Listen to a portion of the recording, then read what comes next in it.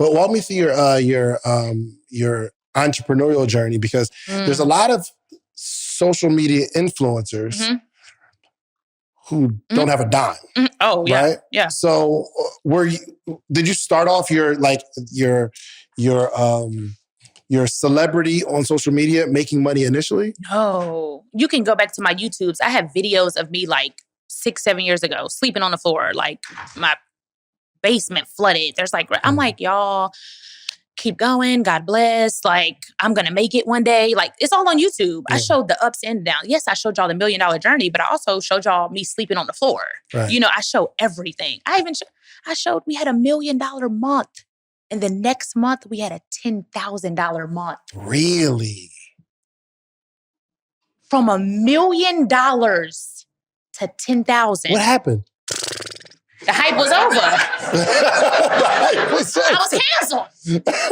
Oh, so that was, wow. What? Oh, so that severely affected. What? You know what I was thinking? From $1 million to 10 grand? I was like, I'm back to square one. I'm back in Dallas. That's how big of a jump it was. Oh my God. In 30 days, we grossed. Now, of course, like you said, there's expenses, there's this, there's that. We paying the team. It was gross. We made $1 million gross in sales. The next month, we made 10 grand in 30 days. And I showed that. I said, this is what it looks like to be an entrepreneur. This is what it looks like when your name is dragged through the mud for something that's totally false. This is what it looks like when you have a marketing plan one month and you're viral and the next month you're lazy or whatever. That wasn't my case, but this is what it looks like when you're an entrepreneur. From $1 million to 10 grand. And what did that teach you? Baby. Gotta humble you. I was like, you know, I mean, I think Neo said it. I don't remember which one it was. Don't get so caught up on the numbers. Don't get so caught up on that.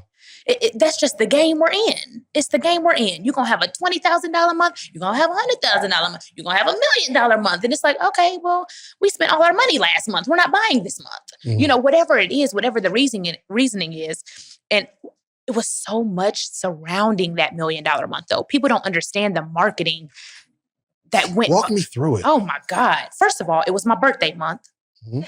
So on my birthday, I always do a huge sale. I do a huge thing. I had been chasing the baby for a year, right? That month, I dropped a picture with him and he announced that I was in his video. So many eyes and so much is on my page. So because I had manifested him for a year, now I'm selling a manifestation book. Everybody wants it. What is in this book? Brilliant. She been chasing down this rapper for 2 years. Now she the lead in his video. I need the book. Wow. It was just so many things at once. And I take pride in that book. I sat and I wrote it. And my lawyer probably gonna give me like, you can't talk about that. Okay. You know, yes, as I stated on social media, a few pages in that book were taken from Pinterest. Everybody knows that. Unbeknownst to me. Right. I had a whole team working on that book. But I was like, get this book. This is what I do. It was literally, I'm not an advice giver. I'm a truth teller. This is what worked for me. Yeah. It might work for you. It might not. But this is what I did. Right? So that's all that's in that book. What my daily affirmations, this, and that. So I put that out the same month as my birthday. The same month that the baby promoted me. It was just so much promotion. The stars aligned. The stars aligned. Yeah. And I took a picture with him, posted the picture. You know, his last name is Kirk. Now the promo code is Kirk. So now people just want to use, it's just the hype and the marketing around it. Gotcha. But that's why we had such a great month. April 2020. Did y'all ever go on a date? No. No? No. Did you shoot your shot? Because you would shoot your shot. Yeah. I'm like, what's up? Look at me. He was like, girl, move. Goofy. Like, you're funny. I'm like, I make myself too quick. I think that's the problem. First date, I'm like, what's up? Let him get to know you. Like, no, we never went on a date. But I do, he's a great businessman. And he's put so much money in my pocket by booking me for different things. Oh, wow. Just, you know, he's great. He's a great guy. Yep. So I thought it was genius too, because you used the whole, I'm looking for a boyfriend. You turned it into like a show. I turned it into a comedy show. Yep. Yeah, Yep. it was like on TV somewhere. It was on Zeus. Yeah, on Zeus. It was on Zeus. So tell me It was about a that. Tell me dating about that show. process. It was fun. We shot the whole season of the show in like 7 days. We shot a different episode every day. We casted. Some was for entertainment. Some was like, if I find a man, I find a man. So you were really looking for a man during the show. Yes. Hello, single men that are here. Because y'all in the right place. That's what I'm talking about. Somebody out here is my missing link. This is where I need my man to be. Jesus. A way to turn your credit into cash. I tell a lot of people is that when you go to build your credit report, once you clean the negative items off, you want to learn how to start building, right? So when you start building, I tell people, listen, it's a website called Swap a Lease. Swap a Lease? Swap a Lease. Swap a Lease. Yeah, Swap a Lease. So with Swap a Lease, I tell people, I say, listen, go find the cheapest car. So over my time, I found the cheapest car was a smart car. The smart car costs about $221 a month. You can find them and you take over somebody else's lease. When you take over somebody else's lease, they don't want it anymore, so they're willing to pay to get out of it. Oh. So it's like subject to for cars. Like, subject to in real estate, you just take over there. Yeah. Oh. So, but now imagine is that now I don't have a down payment. Right. Now I go pick up a vehicle when it's time for me to, this is just building my report. So I go get the vehicle and it's $221 a month. Let's say it has a year left on it, right? Or 18 months, but even at a year, I tell people, listen, then you just simply take the vehicle. It's a smart car, it's small. Most people think they can't fit in it. I'm a bigger gentleman, but I fit in it, right? So I got the smart car, right? So I said, listen, you take the smart car, $221 a month. You go out and you contact David Shands and say, Dave, let me put real social proof on the left side for $221 a month. I'm gonna keep it in Metro Atlanta that it'll be exposed between 10 to 30,000 people per month because it's gonna be riding around Metro Atlanta for 12 hours a day. Shands is gonna say, $221 and you're gonna put it on the side of my car? I don't know, you gonna say no? Nah, what? Let's do it. So you find 3 of them. So now at 3 people, now that vehicle now at $220 on this side, $220 on this side, $220 on this side, that's $660 a month I make off a $221 So you car get this $200 car, you sell advertising on 3 sides of the car. Yes. And for the same amount of the lease. Of the car note. The car note. Yeah, the lease note. Gotcha. Now, I got a car note that was $220 and now I make $660. Now I look and I go, okay, but how do I keep it in Metro Atlanta for 12 hours? Do I park it? No. I go and I go find people that's between the ages of 21 to 25 and I say, listen, I got opportunity for you to drive and you just post an ad on Indeed, right? I tell everybody, test your websites. I don't tell you just jump out there and go get the car first. Test the websites. Post an ad on Indeed for people who are willing to drive and willing to pay $150 a week. Don't worry about gas or insurance. Insurance on a smart car is $30. Don't pay for the gas. I'll pay for it. You pay me $150 a week, you can drive for 6 hours out of the day. Well, guess what? I get 2 kids driving it at $150 a week. That's $300 a week. Times 12. So each kid can drive it for 6 hours a day. Yes, and go do Grubhub, Uber Eats, DoorDash. For $150 a week. $150 a week. So you got advertising for $600 a month so far. Plus you're getting, if it's 2 kids driving it, $150 a week, that's $300 a week. So that's another $1,200 per month. Yes. Off a $200 smart car. Off a $200 smart car. You just turn your credit to cash. You making $1,800 a month off a smart car. But since we hearing you, my man, that's turning credit to cash. Right. But what people don't know, and they say, listen, this is my goal is that we in the 21st century. We don't live in the early 80s and the early 90s, late 80s. We have such an issue with assets and liabilities. I thought it said it on your shirt. Okay, so, right, is that with assets and liabilities, we're stuck, and the only realistic liability we have in today's society is our mindset. The way that we can think, the way that we can judge, and the way that we can execute. So when people look at a vehicle now, I just turn that vehicle, which most people say is a liability into an asset. So you mean to tell me, they go, oh, you should leasing because cars are depreciating. They're depreciating liabilities. Right. But in today's society, we got apps like Turo. Right. In today's society, we got things like Hire Car. In today's society, we got Tyler Perry Studios in Atlanta that movie sets that literally rent cars and pull them on trucks and don't even put miles on them.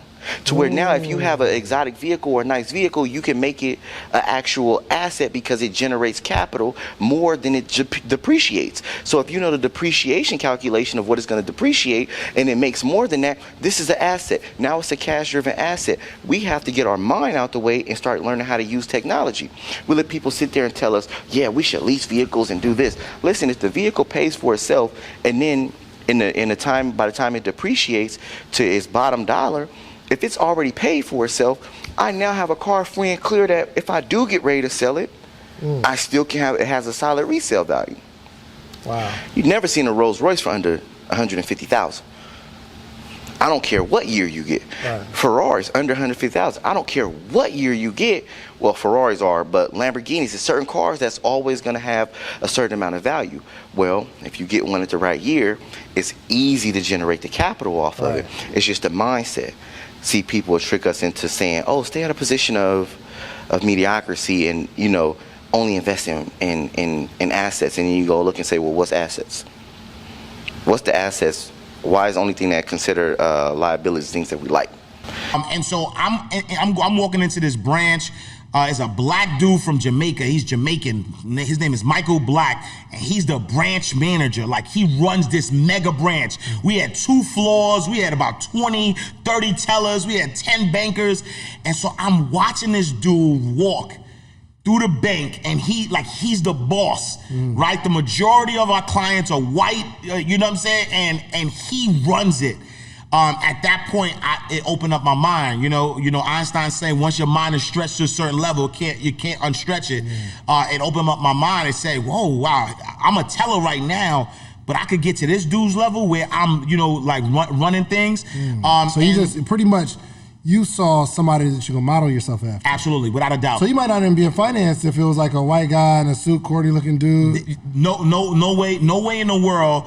If my branch manager was a white, corny looking dude, I probably would have been there 8 months and I would have probably found something else to do, right? Wow. But the fact that I saw that the highest level of the bank, this guy ran it, I started to say, all right, that's what I'm gonna do.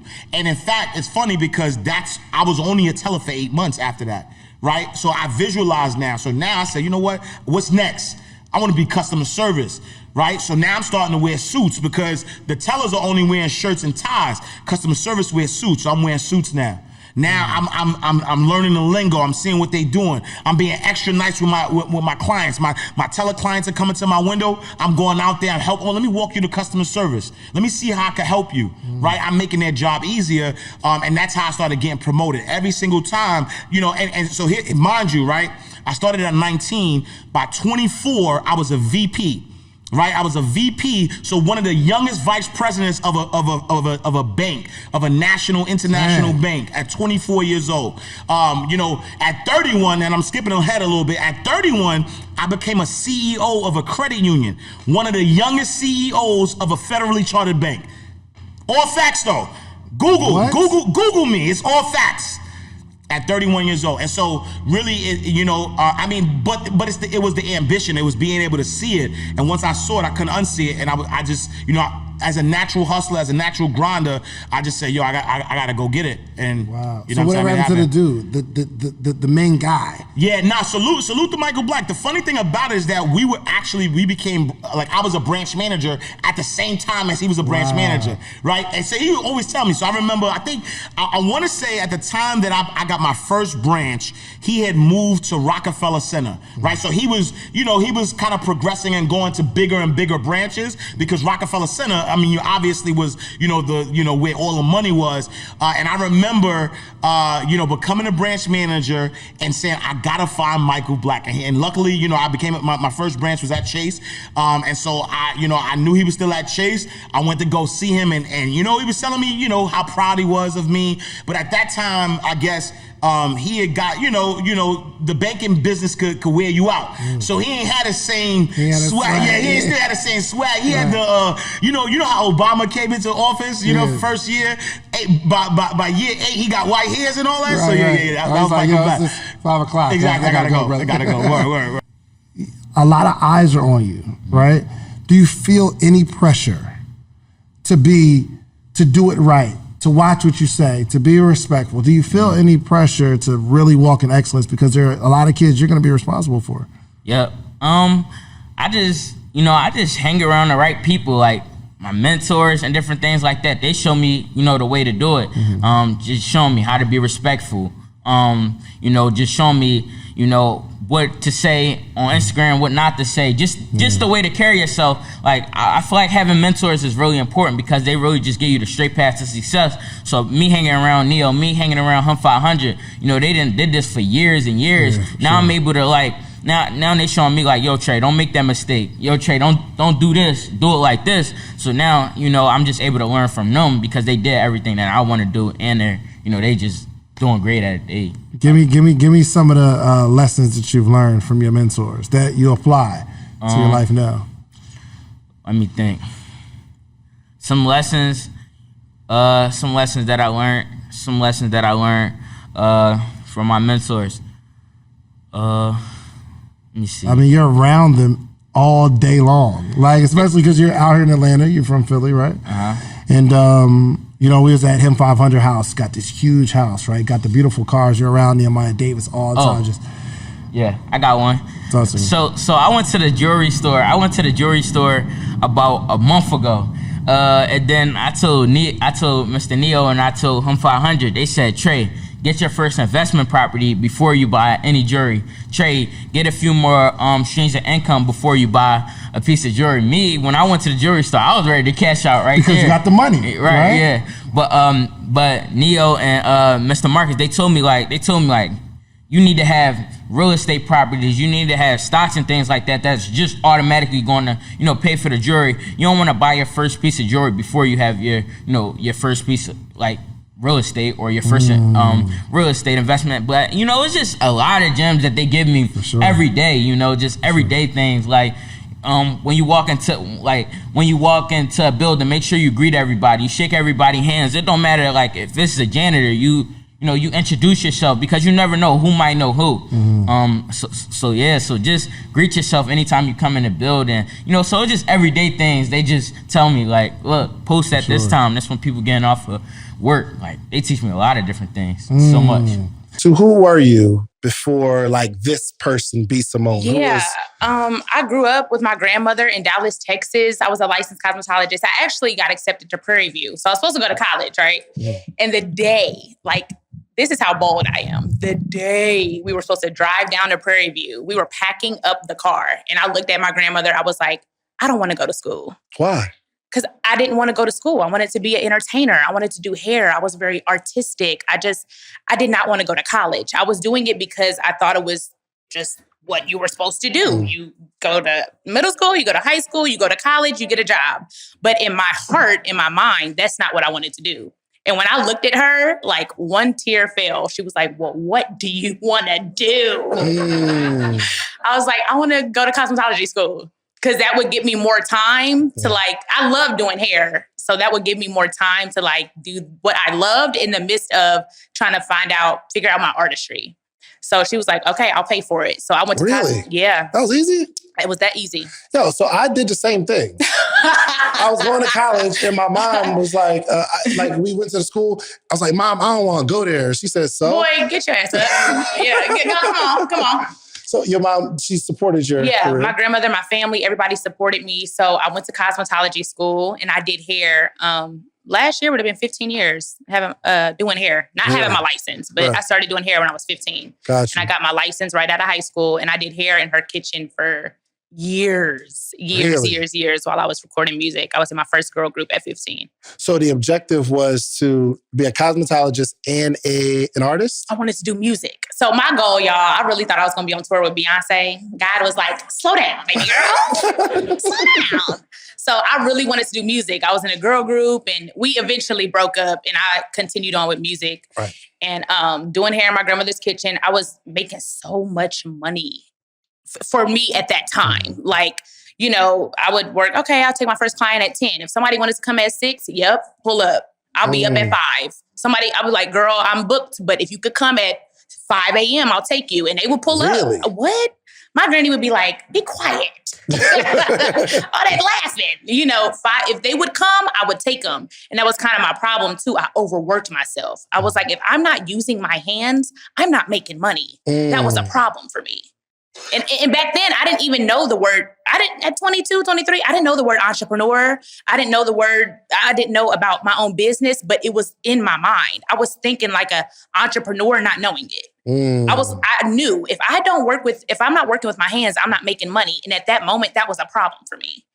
So, you know, I figured out other ways to make money. I started selling little hair stuff. I would go to the beauty supply store and I would like up the sale for my clients or whatever. I'm like, oh, you need that? I got it here, but it's more, you know? So were you around somebody that gave you the thought or you were just like, dang, I don't want to work with my hands no more? Not one person. No inspiration. It's No. You knew something was wrong. Something was off. It was always in me. There's not an entrepreneur in my family. Everybody is still working. It was just in me. It was in me. But I was always artsy. So, you know, working with my hands, doing hair, doing music, drawing, stuff like that. So, but this whole journey, you're still going on music. Music. Right. I want to do music. Actually, one of my good friends in Dallas, Texas, she moved to Atlanta and we would come to Atlanta all the time. So she came and then she came back to Dallas. She was like, if you don't move to Atlanta, I can't be your friend no more.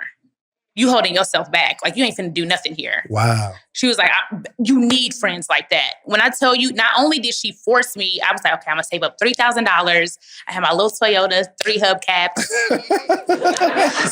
I love that car. I didn't care. I still drove that car around Atlanta. EJ, one of my good friends who got me to get on this podcast, she was like, if you pull up in that car again, we cannot be friends. You have money now. I would valet it like, don't scratch her. Like, what? Girl, ain't nobody worried about this Toyota. Where your hubcap at? But that's the car I drove to Atlanta. So and what year was this? This was 6 years ago. So I was 25. When was that? 6 years ago. I'm 31 now. So I moved when I was 25. Wow. 5-6 years ago. Your whole life can change. Yeah, but people don't understand. They see me come from, well, let me finish my story. Yes. Because I got so many thoughts. Go for it. Slow down. Okay. So she was like, if you don't move, I'm not going to be your friend. Right? So her name is Pharaoh. Still friends to this day, over a decade. She comes down to Atlanta. She's like, okay, when you reach your $3,000 goal, you're going to move. Mind you, I'm working in a strip club now, hustling, doing hair, working. I got that $3,000, got my car, and that's all I had. So she came back, packed up my car with me and drove, and we got an apartment together here in Atlanta. Wow. That $3,000 was gone in 2 weeks. Welcome to Atlanta. Oh my God. My first time paying bills, being in I'm in my grandmother's house this whole time up until then. I had no bills and I was making so much money in her house. I only paid my cell phone bill. I was traveling, going to Miami, just lit, you know? So I'm sorry, real quick. So you're making a lot of money. Yeah. And the goal is to save $3,000. I just wanted to say, I thought that was a lot. But was the because you were making money, like, were you just like spending it as fast as it came in? Yes. That's what I see from the story. Because it's like, we have to save $3,000, but I'm making a lot of money. I only want to save $3,000. I was buying stuff, okay? You know what I spent most of my money on? Not bags, purses, shoes, designer stuff. I kind of got into that more recently a little bit. Food and travel. I wanted to travel a lot. I was like, I don't want to stay in Dallas. I wanted to go to Miami and LA and all these places I had never been. So I would travel a lot. But that's what I spent my money on. It was gone. Gotcha. And what'd your friend do? What was she doing as a... Music. So she was doing music We both moved to Atlanta to do music together. We were both independent artists. But she was waitressing, working regular jobs. She worked at Nordstrom and, stuff like that. Okay, proceed. Yep. You get your $3,000. You're here. Got my $3,000. I'm here. It was gone in 2 weeks. I had to get a job, and then I ended up working at a hair salon out here. I went around, found some stuff, and then my social media was kind of picking up a little bit because I came from MySpace. Once again, back to my earlier thought. People don't understand. They're like, oh, you're on Instagram. First of all, I've been on Instagram 8 years. Let's start there. It's been almost a decade of Instagram videos. Yeah. But before that, I was more popular on MySpace and Pinterest. So back in the MySpace days, Pinterest. My pictures would go viral on Pinterest. So in the MySpace days, I was on like people's top 8. Or do y'all remember that? Oh yeah, for sure. So I'm like, I've been on social media for a long time. It didn't just like one video go viral on Instagram and then that was it. No, I've been on Instagram for almost a decade. So, constantly posting. So yeah, I got out here, started taking my social media more serious. What transferred me to comedy was I would post my music. Like, this song is so good. It would get like 4,000 views. And then I would post a ranting video and it would get like 400,000. I was like, y'all not the music. Edit it, B. Edit it. Let's stay edited. Sorry. Y'all not messing with the music. Sorry, I cuss so much. I'm working on that. But I was like, dang, I thought my music was good. Like, okay. So the people led me into comedy. So and it was just me being myself, ranting about my day, being a waitress, making $15 that day. I remember I still have it. It's a journal diary. And I wrote in it, like, I made $15. I go back and read it. I made $15 today, but that's cool. I know everything's going to be fine. Some of the pages are wet because I was crying and writing. Wow. Like, there's watermarks on the pages, but yeah, I wasn't making no money, so that's where it started. And then I moved to Instagram and the people pushed me into comedy because I just looked at the views. If this is what y'all want, I'm being myself anyway. Let me keep telling y'all about my day. Yeah. And it just turned into comedy videos and then skits. And, now I'm a comedian based off of that. Right. Just following that, lane. Your original brand on social media, was it intentional to be music? Like, yo, I'm just going to put my songs out there. Intentional. I had a whole album on iTunes. As soon as I started popping, I was like, take this down. So no one can hear this. Not a soul. People still DM me. Like, I'm like, girl, I'm about to block you. That is the past. That album is gone, sweetie. So we're putting music up and then ranting videos. Yeah. Were the ranting videos funny or it was like just voicing my frustration? Funny. I mean, I guess I wasn't intentional about the funny though. I was just being myself. So once again, that class clown thing, telling a story in a comedic way, I guess. Y'all, today I was at work and oh my God, this white boy walked up to me and was like, whatever happened, I would just say it in such a funny way. And I would read the comments. I'm like, dang, this is what y'all want. I'm going to keep telling y'all about my day. I'm going to keep ranting. I started at the beginning of when people were making videos. Because at first Instagram, y'all know it was just pictures. Yeah. Once the videos started popping, I made videos. The crazy part was now I need another car. I need more cars as possible before Super Bowl hits. So I get my Corvette from Hennessy Ford, and right before Super Bowl, I think it was like 2 days before Super Bowl, I checked my tracker. I asked my boy, brother Dion, everybody know Chief Dion on Instagram. I said, Dion, hey, can you check on the Corvette for me? I have it parked in front of one of my townhouses. He said, cool, I'll drive up there. He calls me back, you sure that you left it here? Because the car's not here. Corvette's not there. I checked the tracker. The tracker shows that the car is not where I parked it, and the gas is on E, parked like 2 blocks down the street. Crazy. Right now, I'm kind of scared, but I'm like, at the same time, like, well, at least I know the car. Did you forget that you parked there? No. I know for sure somebody stole the car because I left my key in the car. I had a renter, and I just unlocked the key because you can't open the door if I lock the door with the app, right? Even if the key's inside. Gotcha. So I'll put the key somewhere inside the car and lock it, and when the renter needs to get the car, I'll unlock it. Gotcha. That's how I was operating when I was ever in a rush. That happened that day, but I forgot to lock it. So that same day, somebody was checking people's cars on the street that day. Opened up a 2016 red Corvette. Oh, the door's open? Oh, and the keys inside? Got him. Caught me slipping.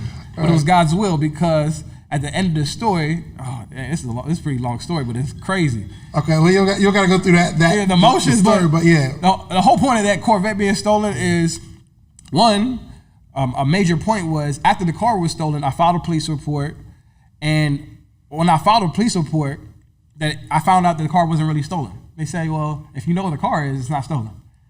I'm like, oh, really? That's not how it works? Okay, cool. well, can you guys help me get the car by sending somebody to make sure it's there? I don't want to have to deal with any problems if the people who stole the car are still hanging around. Cool. So they dispatched the officer to check on the car. She was talking to me crazy. Come get your car. Hung up on me. Right? Your car's here. Go get your car. Talking to me crazy. Right? Stress level. My stress level is I'm pretty high tolerance of stress, but as the emotions were going on, I'm realizing that, dang, this is really stressful. Yeah. But luckily the car was there. It just had a little rim rash, little scratches on the rim. So I called my insurance and let them know, hey guys, who was I with? My initial insurance. Who?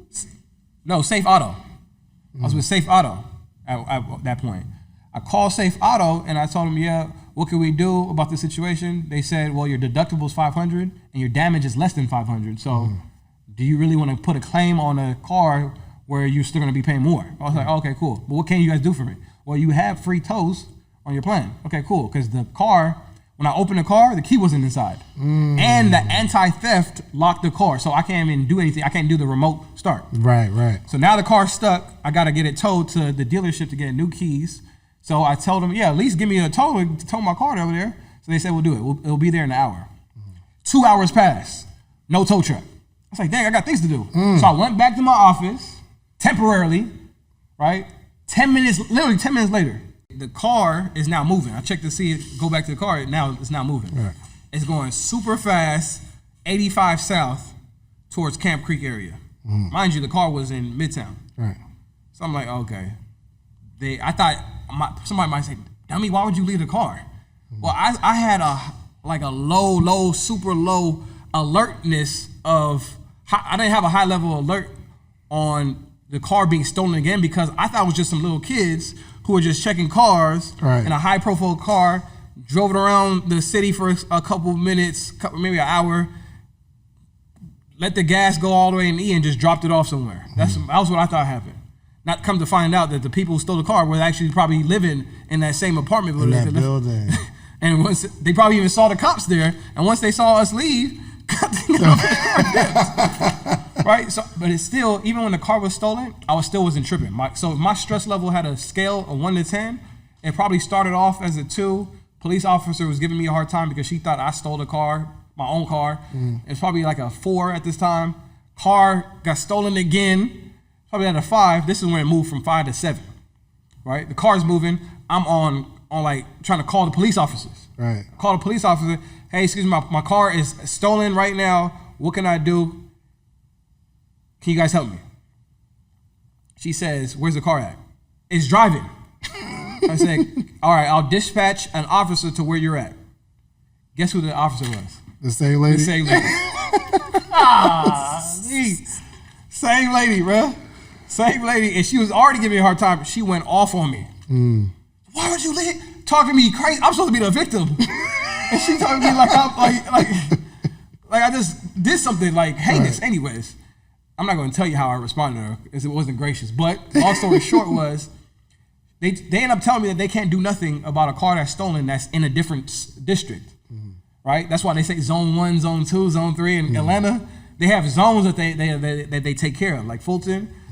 They only can do things that if the car is in Savannah, only those officers in Savannah can help. Right. So I'm seeing where the car is. So I call whatever area, I forgot what city it was in, and they tell me that they're gonna check on it to see and try to see if they see the car. Right. Long story short, I said I was still scared that I was gonna get the car back. So I got in the car. Dion's like, let's go. No, we took an Uber. We didn't have no car. Right. We took an Uber. We're in an Uber truck. We're both in the back seat. And we're tracking the car. I said, yo, call OnStar to tell them to shut the car off. I forgot we got OnStar on there, right? We call OnStar. They say, yeah, we can't shut the car off while it's moving. I said, makes sense. Makes sense. Yeah, it makes sense. But what happens if the car stops? Can you shut off? You said we still can't shut off because we need a police report. Hey, what? You need a police report first before we can shut the car off? And after he explained to me, I understood why, the logic behind it, but I wasn't trying to hear all that. Right. I need my car shut off and shut it off. Now stress level went 6, 7, 8. I'm like, oh yeah, this car's about to be gone. I just got this car. Super Bowl's coming up. I don't even know if insurance's gonna cover it. I just put it, I don't know. Thankfully, right, I checked the app. I check the app. I'm checking the app every 3 minutes because we're telling the Uber driver to follow, go this way. Like it's like a movie. Go straight, go straight, go straight. Bust the right. It was crazy. Then I come to find out my tracker had a 5-minute delay on it. I'm like, oh my God, what's going on? Then we check the app. We don't see the car moving anymore. Like good, they stopped it. Call OnStar. All right, we found out the person who stole the car. Stop car. Can you shut it off? No, we still need a police report. I was like, please, just please for me, just shut the car off, please. Right?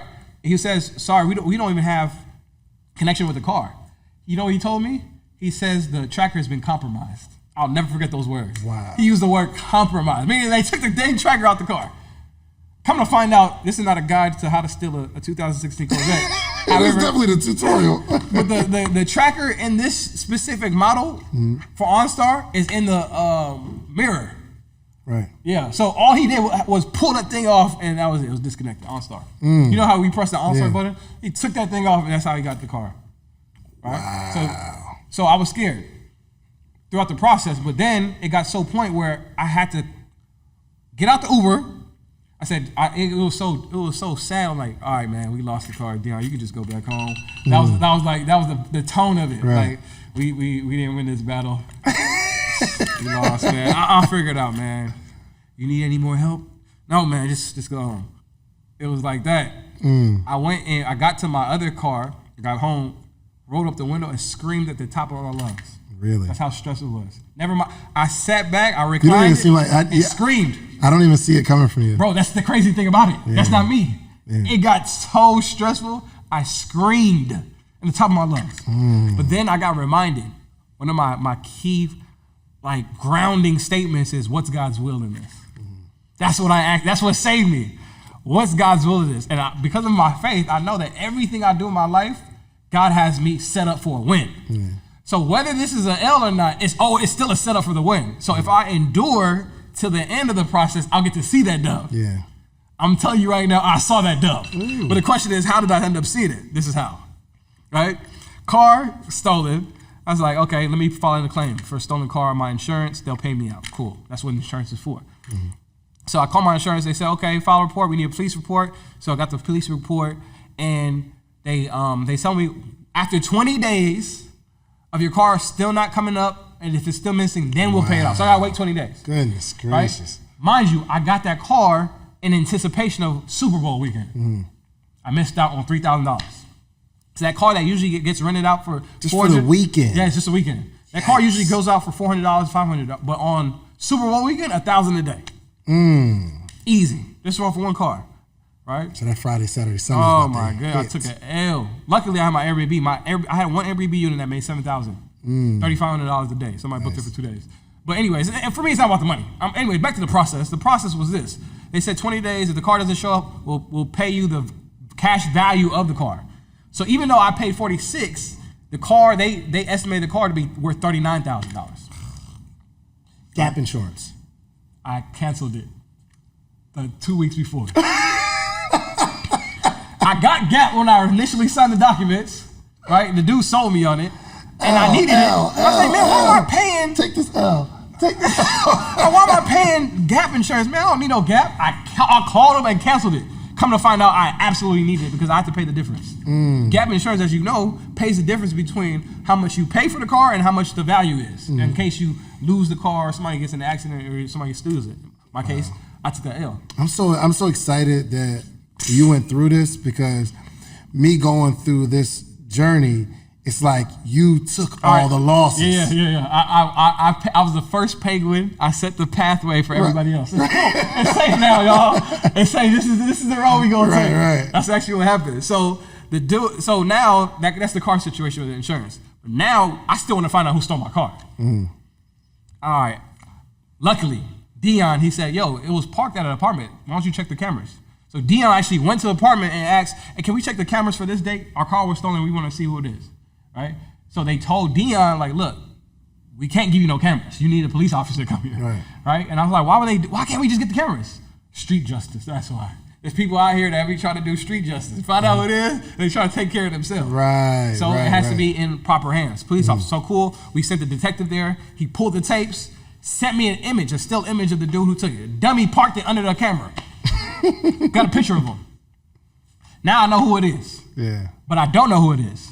So since I don't know who it is, but I see who it is, I posted on my Instagram, the power of social media. I posted on my social media. I said, does anybody know who this is? I only had to keep that post up for 5 minutes on my Instagram stories. Why? Because somebody DM'd me. Actually, 2 people DM'd me. Shout out to Sean and Trey. I got screenshots of their message. Trey hit me up and said, yo, Matt, I know exactly who that is. Wow. He went to my school. I know his first name, his last name, and matter of fact, I don't even like that dude. Second dude, Sean, who I put on, who now has I think he posted his Lamborghini. Anyways, Sean, he lives at Atlantic. He said, yo, I know exactly who that is. I said, yo, I found out who it is already. His name is Miles, but is this the same? Is this Miles? Yep, that's Miles. That helped me to have the confidence. And I had the 100% confidence who it was because they gave me his Instagram page. I went to his Instagram page and he was wearing the same exact outfit on his story when he was Hilarious. Bruh. Only God can set this situation up. So, this is the crazy part. I'm excited now that I know who it is. I see his page. The dude's always posting actively. So I see what he's doing. I tell the detective, yo, detective, I forgot something, he was, I think a Russian last name. Anyways, I told him, I did your job for you. I found out who it is. You know what I'm saying? His name is Miles. I got his name. I got his Instagram page. What we gonna do? He says, okay, cool, that's a good job. But I didn't want him to think that I was in on it. When it comes to insurance claims, I found out when a car is stolen, you know who the #1 suspect is? You. Wow. So the way he was talking to me, he was like, he was talking to me back and responding as if I'm the one who stole it. I called my boy Miles to steal the car from me. Right. But why would I be reporting him now? And then I'm snitching on the boy. Why would I snitch on the dude? So I was like, look, we found who it is. I have a large following, so that's how I found him. I posted him on my Instagram. He said, okay, cool, I'll verify it. A couple days later, he calls me. He says, "Yep, it was him because the car that he left in after dropping the car off is he drove his mom's car. They checked the license plate. I'm like, oh, that's good detective work. I like it. I like the style. I like what y'all So we know who it is, right? Oh, now he said I put a warrant out for his arrest. Cool. I'm just waiting. It should be easy to find him because he's always posting what clubs he's in. He's taking pictures with Young Thug. He's on there, right? So he's taking pictures with these influencers, a bunch in front of all these cars. I'm like, dang, why is he stealing cars if he's in front of all these cars? I come to realize, of course, when you're entourage, you're not the one owning these cars. You're just around. Cool, I get how that works. But here's the thing. A couple weeks passed, I follow up with the detective. I said, did you guys find him yet? What's going on? He said, man, to be honest with you, Grand Theft Auto is on the low end of our priorities right now. Really? Right, so I have to humble myself. He told me about sex trafficking, which is really, really huge in Atlanta. That's our priority. Domestic violence, murder cases. Those are our priorities. In the grand scheme of things, yes. Like, I mean, it sucks for you. It sucks for me, but he said that's what the insurance for. He gave me that shrug, like. And what do you say to that? Like, I literally humble myself. I said, okay, that's fair. I'm not selfish. I'm not evil. And again, this is God's will in this. That's my grounding foundation. Is God's will. So I'm not going to be sitting here and complain through the process and then get happy at the end. No, smile it through. So I realized that, of course, that was the situation. But my wife, she gets a call, 5 a.m., middle of the night, literally, top of the morning, actually. The officer calls as, we found your vehicle, and the person in the car, we arrested him. Okay, what's his name? It wasn't Miles, somebody else. So he either sold the car to somebody or gave it to somebody, whatever the case may be. Somebody else had the car and got arrested for receiving stolen property. I said, cool. Mind you, I already got 20 days already passed. Right. Insurance already paid me out. So the insurance now owes the car. Right. So I don't get to keep the money from the insurance and get the car. Yeah. The car is now theirs. So I was like, okay, where's Miles at? We don't know. I found Miles. God found Miles for me. You know how I found him? How? Dion sent me a text message. Chief Dion sent me a text message and said, Brother Matthew, check your group me text messages right now. Right? From the church? From our church. So we have a church group me where all the interaction, new members, all these different conversations and communication happens on our group me. And because I have a leadership role, I get to see what's happening on the other branches of our churches. Right? So Dion says, yo, check your group me right now. I check my group me, I see a new baptism. It can't be Miles. It can't be Miles, yo. My boy Miles baptized in our church. Our church. Wow. My heart is racing. This is real life. You can't make this up. I'm looking at my heart, I was literally in bed like this. I got up, my heart was moving, bumping. Like, what the heck is going on here? The dude who stole my car is now smiling in a baptism picture at my church. Wow. We're in the Bible Belt. There's a church on every corner. Right. Out of all the churches in the world, he got baptized in our church. You couldn't write this in a script. Bro, it's like a movie. Yeah. So I immediately called my missionary, said, Missionary Justin, you won't believe this. The gentleman that you just baptized was the one who stole my car. And I told Missionary Justin about the situation. So he knew. So I just put 2 and 2 together. I said, yeah, the red Corvette that got stolen, guess what? The dude you just baptized, he was the one who stole it. Wow. He said, no. I said, yes, it's him. He hung up. He said, all right, cool. Before he hung up, he said, I'm going to ask Pastor to see what he wants to do about the situation. Pastor let him know. Well, just let him go. When he comes back, let him know that he has 2 options. Option 1, you turn yourself in. Option 2, and you're not no longer a member of the church. So some people might be saying, oh, cool, that's an easy decision to sort a car thief. Just don't come up to the church no more. Right. He actually stayed. He got baptized for a reason. Amen. He wanted to I don't know what the details were, but he wanted to change his life or something, right? So he stayed. He broke down crying when my missionary, the next third day, which was a Tuesday, he told him, after service, he said, can I have a seat with you real quick? I want to tell you something. So we know that you have a warrant out for your arrest right now for Grand Theft Auto. And the reason why we know is because the car that you stole is a member of this church. Wow. He broke down, started crying. I heard the story. But somebody might be saying, wait, what? How did he end up in this church? This was it. One of the members of our church, I'm not going to say any names, but she's a member of our church. I know her. And I'm trying to explain this situation without dropping names. But anyways, long story short, his fiance is a member of our church. Gotcha. That's how he ended up being baptized in our church. Wow. But I realized at the end of the day, this was always, since the beginning, God's will. This was God's will to test me, my endurance, whether I'll still give glory to God, whether I'll complain, whether I'll quit, whether I'll do anything negative to see if I really want to be in this business. Now, I feel like I passed the test by going through the process, and I got to see the dub. But what was the dub? After the Corvette got paid off, my credit score shot up. Crazy, right? That allowed me to go back to the dealership and get another car. But I didn't just get another car, I got 33 more cars. How do you get people, what is the strategy on getting people to not have to pay for their groceries and not have to pay for certain living expenses? Because I've just heard you talk about it before. Okay, so I know what you're asking. Don't hold back either. We need the truth and the whole truth. So listen, right? Is that I tell people is that it's things with credit cards that a lot of people are not aware of on things that they can do. And loopholes in the system. So one day I'm gonna explain something, and my team is about to kill me for saying this here. I ordered something online, and when I ordered using what? Because I'm trying to follow. Using my American Express. Okay, gotcha. I'm gonna give you an example like this. I'm gonna give you the one that I say is that there's stores. One time I go to fill my office. I went to Apple.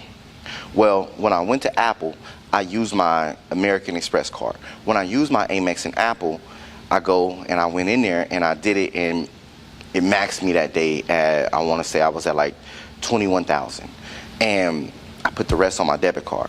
Well, my team goes, we need Windows. You use Apples, but for our compatibility for your team that's going to be doing all the work, Windows is going to be more compatible. I did a refund to my debit card. So when I went back in, I give them my debit card, they do the refund. I don't realize they don't ask me for my credit card. Mm-hmm. When they do the refund, everything comes back into my checking account. I literally spent $800 off my debit, $21,000 on my credit card. The whole $21,800 came back into my debit account. I learned how to liquidate my credit card. I said, yo, I look, and I've been in so many real estate deals. I've been through so many people's real estate programs. They charge you to liquidate, or you go through 100%. PayPal and you pay 33.5%. For sure. Okay, I just got paid to pull my money off my credit card. And that always works? Apple ain't catch that yet? Apple is done. So listen, right? Look, Apple is done, right? So I tell people, I said, listen, I've explained Apple before. So Apple is at a position where Apple is done. But so they don't do it no more?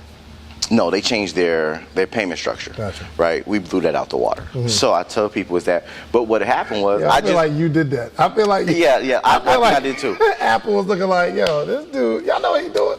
Yo. All right, go ahead. I'm sorry. So I learned, once I seen that, it's just my whole goal was that how do I learn credit cards? Because credit cards are what we would say an asset. I mean, a liability. Right. So growing Because up, at the end of the day, you still got $21,000 in debt on your card. oh no, I'll pay it right back. I'm not going to use the money. Gotcha. Okay. I just paid it back. So it is just, if you use these strategies, you use the money for whatever you're going to use it for, but pay it back. You don't use it for any, like in that case, right? What happened was this, you got to understand the benefits, is that $21,000, the American Express didn't see the refund. So it looked like a spin. Oh, so you got all the points for it as well. That's why I said I got paid to liquidate it in reward points. Interesting. And then they look and go, wow, he spent $21,000, paid it back in a week and a half. See, that's why I got $150,000 on all 3 of my platinums. See, I almost got $500,000 on platinum just off of, I have a lot of high spends that get paid back. So my monthly cycle is very high. And so I teach people how to grow and double and triple their limits. Is that it's a lot of different ways that we can do these things. There's ways that you can buy stuff online and just take it back into the store. Buy stuff online, take it back in the store. Talk to me. So let's just say, like, This is legal for my kids that watch. yeah. So it's literally like this, right? I'm gonna tell you what the thing is. This is that it's what would I say? It's doing a refund. That's just the whole thing. Is just doing a refund and getting the money back onto you. That's the part where I tell people is that you just have to understand credit cards. You have to understand their systems. But I tell people the goal is not, like, I don't teach people to just go out and do that. That's just something cool we figured out and found out. Sure. So that was one of the cool things. But I tell people is that, like, I tell people how to hide their credit card utilization. It's just learning things like that to where we don't pay interest on our credit cards. These are the type of things that we need to know. Is that, like, those are the fascinating things, because people charge me to liquidate my credit card. You just told me how to do it for free. Right. Literally off. I seen people go, hey, I don't know you, but you said this, I did it, it worked. I bought my real estate project, and I didn't have to spend going to debt to pay for my home. Yeah. You 3.5% in the negative before you even go do a deal. You imagine that you get funded at $100,000, you got to pull $100,000 off your credit cards. You 3.5 to the negative before you even go anywhere else. Right. Plus your monthly reoccurring fee. You get me? That's why people lose. Like, I teach people how to go to where if you were going into real estate and you had $100,000 in funding, when you liquidate, you'll be worth 105, 106. So now you have more capital. You're not going negative before you even get into the investment deal. And a lot of times they get into deals, and if you do get a wrong deal, you don't even know how to get out. Right. So I got this play that I'm working on. It is a real estate. So I'll share with you after. But we're about to buy a building, right? And okay. Let's just say it's going to be $100,000 in renovations. So I've got because I use like you. I use my credit card and I pay it off. So I have I got about 100 in credit card balance, right? Okay. Zero balance. I can charge it up to about 100. Okay. So, is there a way to float all this money or use my cards without having to pay all the interest? Is there a way? One, you can hide your credit card utilization, right? And if you hide it, then I can get another card. Is that what you're saying? You can get more cards, but you have to be particular about which cards you go out and get depending on what your situation is. See, I put people in a situation before they get to that point to where they don't have to worry about it. Let me bring this up just in case. I'm sorry. So I put people in a position before they get to the point of purchasing to where they're okay, right? Gotcha. Because you're going to have, there's different credit card types. You have your credit cards that are standard credit cards, meaning you got a $15,000 limit. This is what you have. You have charge cards. Your charge cards are going to be the cards that are based off of your spending habit, right? So we run our charge card limits up with business to grow our limits to where when it's time to do a deal like that, I need 100,000, I have it access. Okay, meanwhile, I have my standard cards here that have my regular limits, but with these cards, I set up and I add people on as authorized users. Yeah. So I sell trade lines.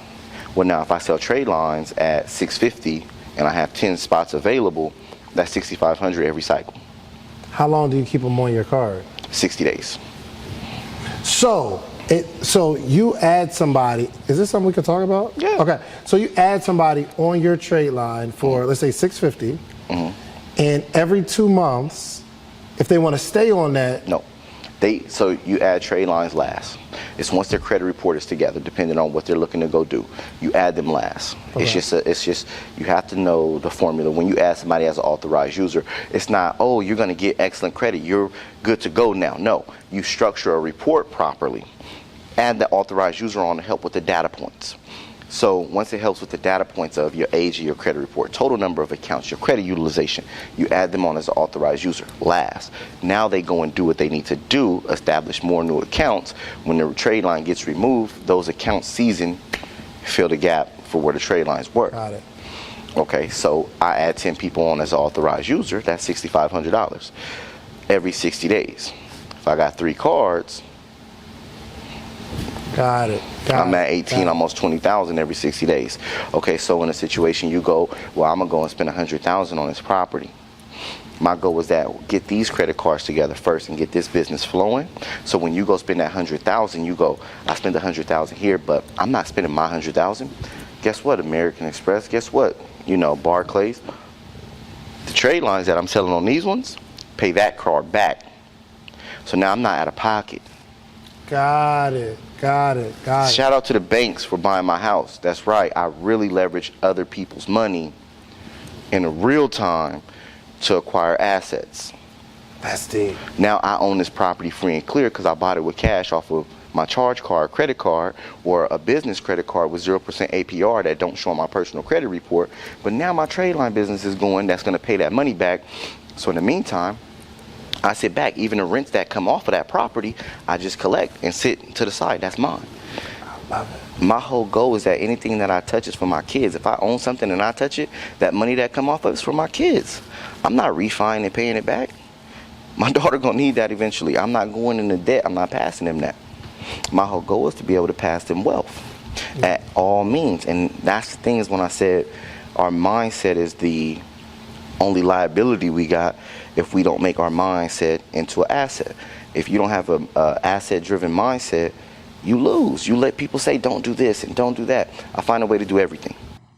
Outside of like learning about money, how did you move up those ranks? Yeah. So fast, so young. Yeah, I think it's really Jim Rohn says work for the job that you want, not the one that you have. You know what I'm saying? And so for me, it was always thinking a step ahead, right? And so. And even as an entrepreneur, though, I think what people are always in a space of, I'm only gonna do what I'm being paid for.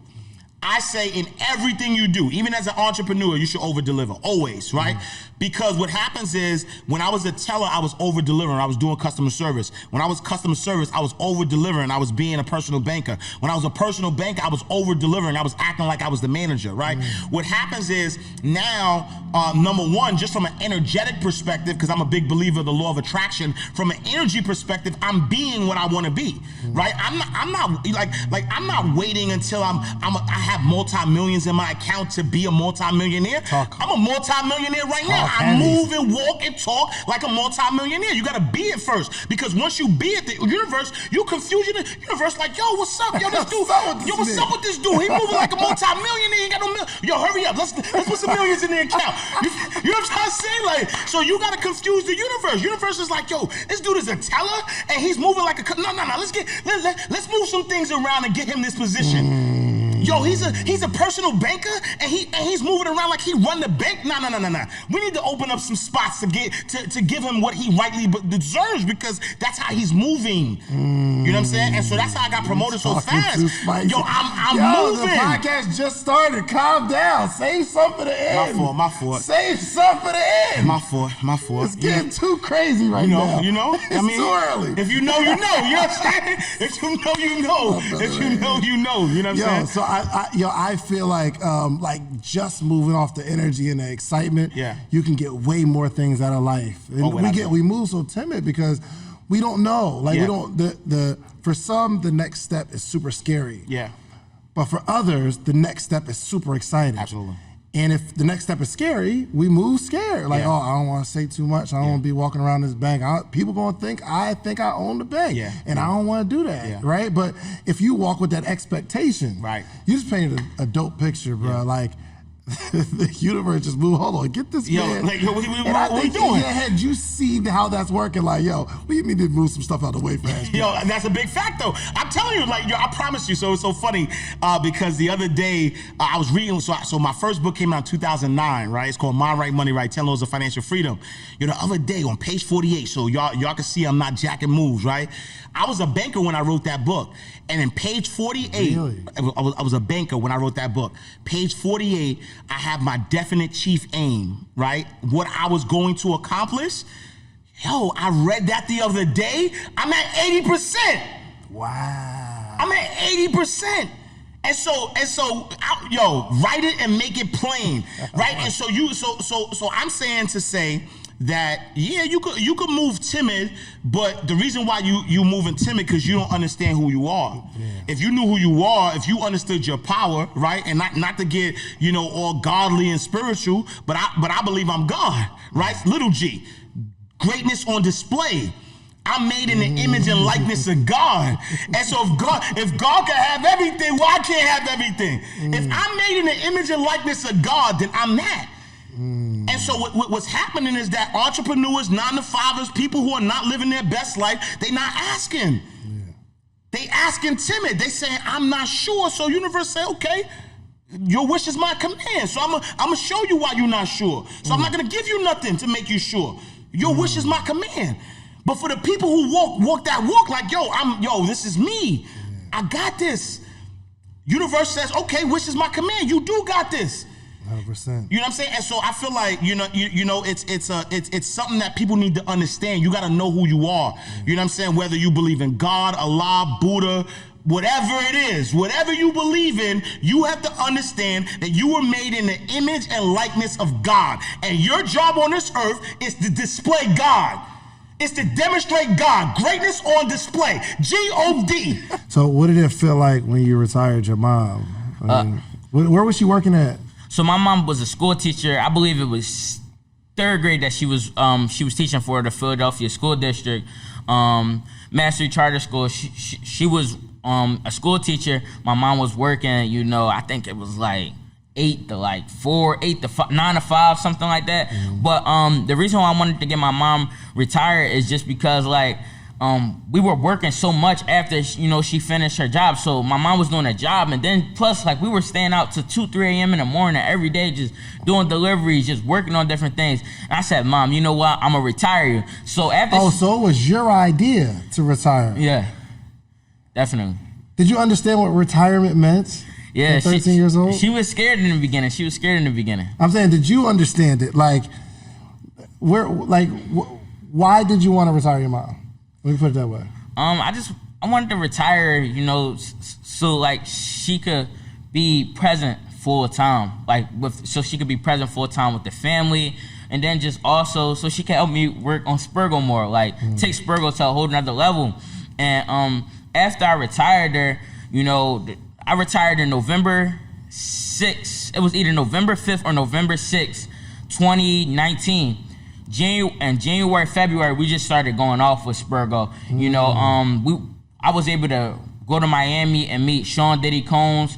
Mr. Sean, he reposted me on Instagram 2018, but I was able to connect with him meet DJ Khaled. We were able to open up the storefront this year. Just from my mom being retired, we're able to, be present to more opportunities and different things like that. Now my mom, she's able to run the store. She's able to, work on personal things. Now my mom can get a massage anytime she wants. Now my mom, she could go on vacations and, do whatever she want to do. Amazing. Yeah. Amazing.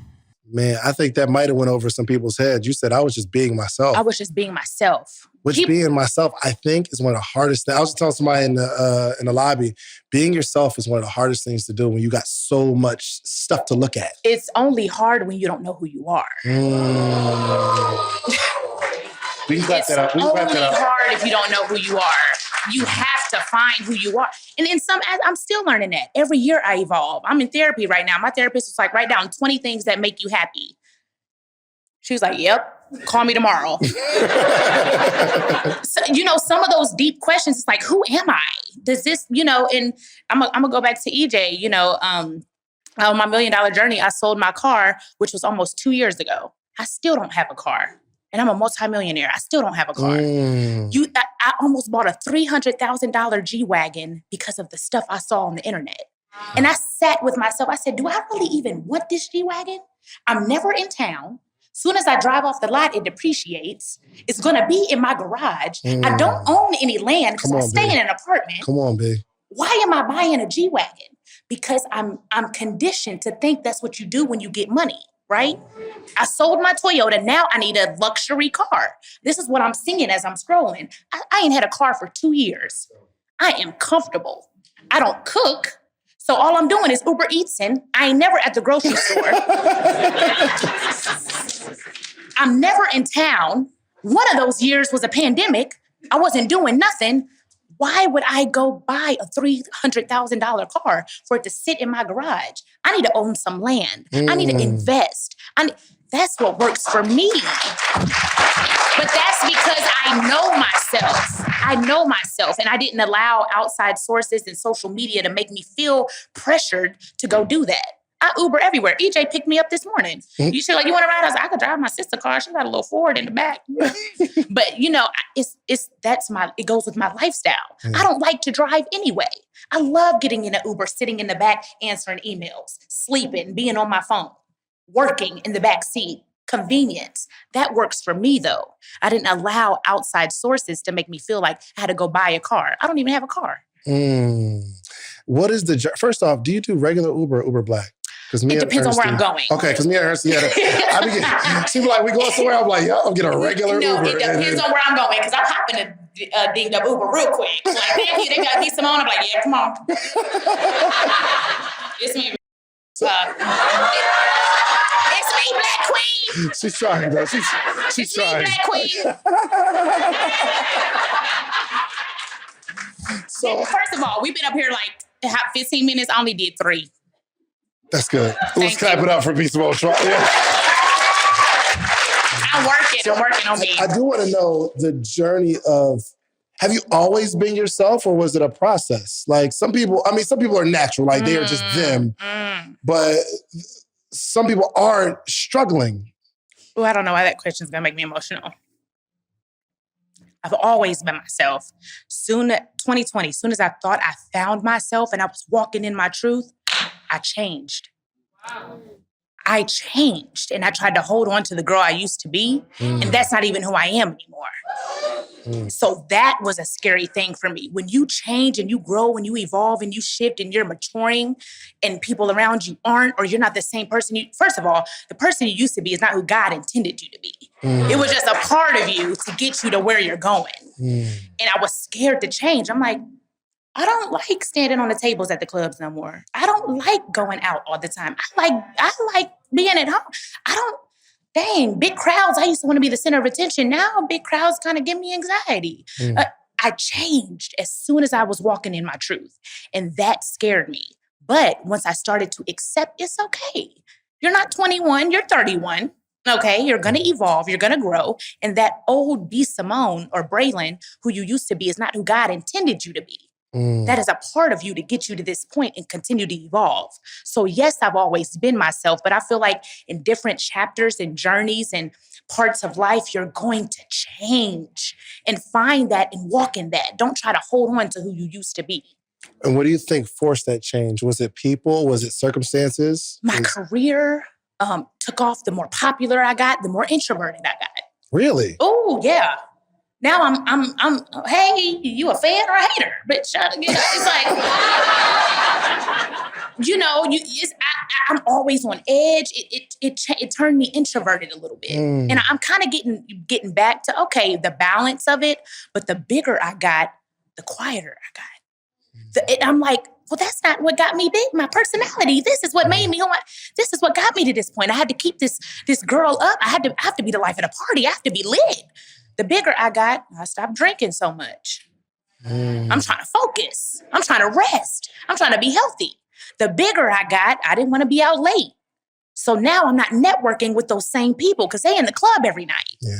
The bigger, I changed the bigger I got, and it scared me because I felt like I had to do those same things because that's what got me to this point.